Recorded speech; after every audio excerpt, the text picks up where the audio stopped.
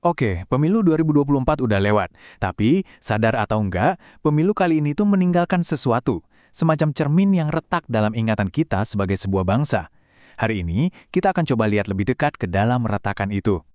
Di tengah semua obrolan pasca pemilu, ada satu pertanyaan yang jujur aja cukup mengusik. Gini, kalau Prabowo Subianto, seorang tokoh yang dibesarkan era Orde Baru, bisa memenangkan hati rakyat, kenapa figur sentral dari era itu, Soeharto, sampai sekarang masih ditolak mentah-mentah sebagai pahlawan nasional? Aneh kan? Ini adalah sebuah paradoks yang dalam banget. Dan pertanyaan ini tuh bukan cuma soal Prabowo atau Soeharto loh, jauh lebih dari itu. Ini seperti kita sedang berkaca, tapi cerminnya retak. Kita dipaksa untuk melihat kondisi ingatan kolektif kita, pragmatisme politik kita, dan jangan-jangan ada amnesia sejarah yang pelan-pelan merayap di tengah kita semua. Ya gimana enggak, kemenangan Prabowo secara otomatis menyeret lagi perdebatan soal Soeharto ke panggung utama. Logika yang diusung pendukungnya kedengarannya simpel. Kalau rakyat saja sudah menerima seorang pemimpin yang dibentuk oleh Orde Baru, kenapa kita menolak arsitek utamanya? Oke, supaya kita paham logika ini, kita harus pecahkan dulu teka-teki pertamanya. Kenapa sih kok kayaknya bayang-bayang masa lalu itu jadi pudar dan nggak lagi jadi penghalang buat Prabowo di tahun 2024? Yuk kita coba bedah faktor-faktor kuncinya. Analisis menunjukkan ada 3 faktor utama.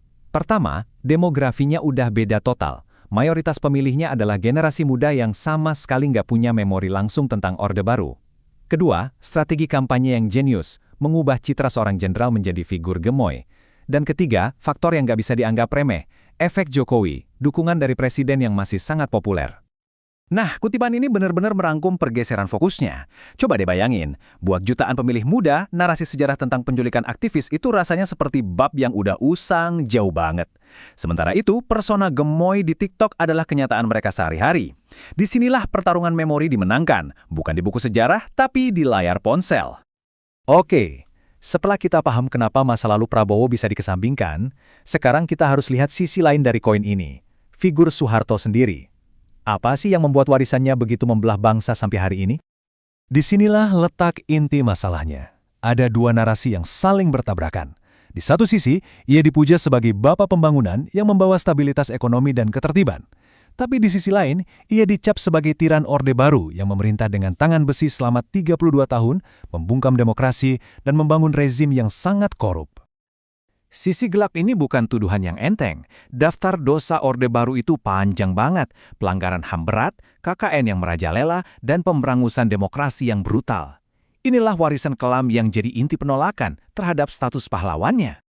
Kalau kita lihat dari sisi hukum, standarnya sebenarnya jelas. Undang-Undang Pahlawan Nasional mensyaratkan integritas moral dan, ini kuncinya, tidak pernah melakukan perbuatan tercela.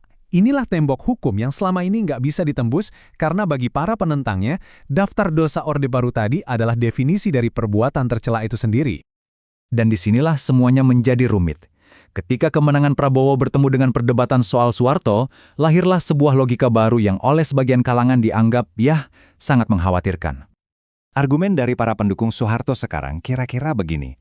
Langkah pertama, rakyat telah memilih pemimpin yang merupakan produk Orde Baru. Langkah kedua, ini berarti isu HAM masa lalu tidak lagi dianggap sebagai dosa yang tak termaafkan oleh mayoritas.